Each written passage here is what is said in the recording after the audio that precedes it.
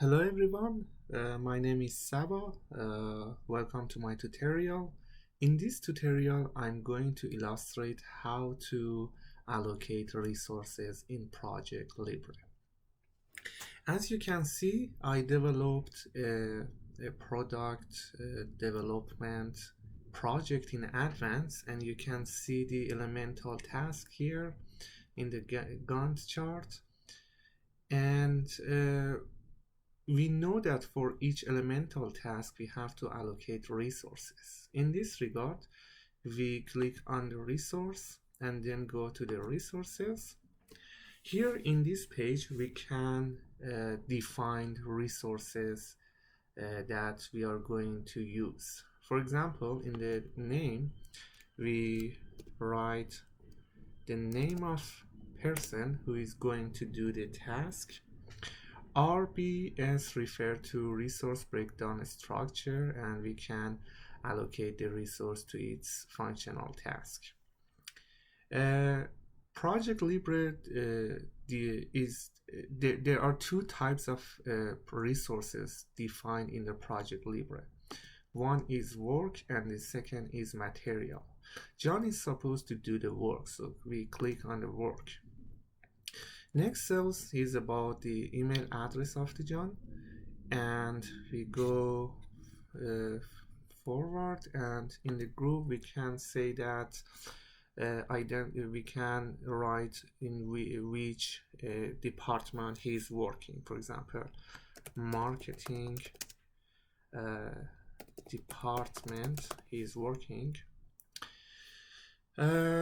Max unit means that how he is contributing to the project. 100%, it's based on the percentage, and 100% means that he is going to work full time, 8 hours per day.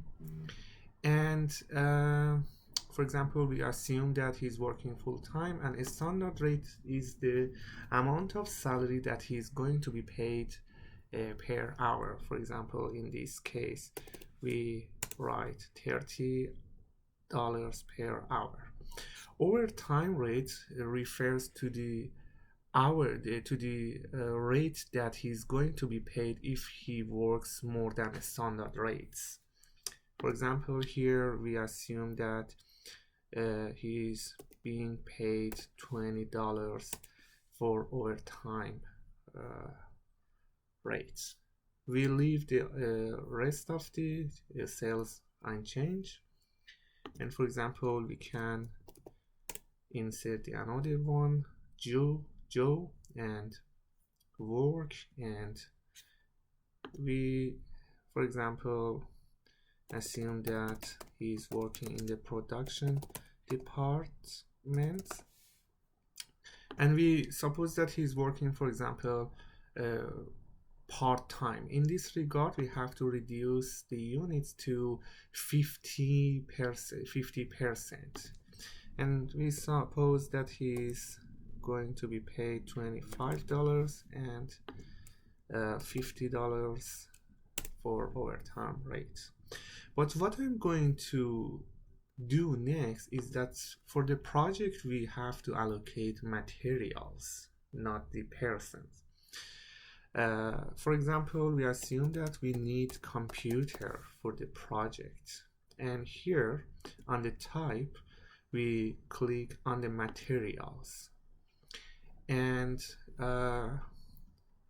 let's move forward. And in the standard rate it means that how much does the computer cost for the company. For example, in this case we insert $700 for the computers.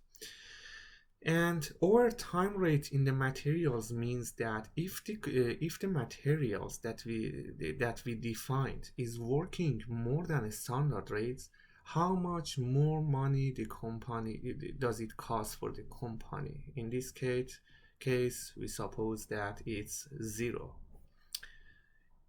Okay.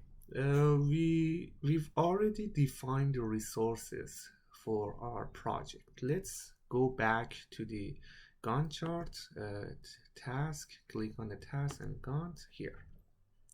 What we have to do next is to allocate resource to defined resources to elemental tasks. For example, here we click on the survey row and then go to the task and click on the assigned resource.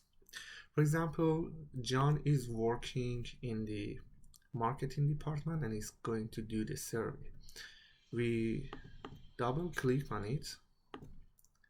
When we double click on it, we can see that the task is assigned to the John. For example, it's 100%.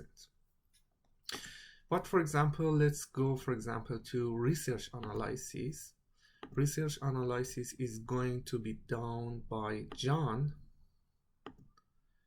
100% is the contribution full time to this task, and we need computers. For example, in this case, for example, we assume that we need 2 computers. Oh, sorry. Here we click on the units and insert 2, and then click tick, and that's it. You can see that on the research analysis, John and computers are the resources that we use for this project, for this elemental task. When we go to the task and WBS, you can see that the software automatically design the W breakdown structure, and for each elemental task the cost is defined here based on the resources that we allocate to each elemental task.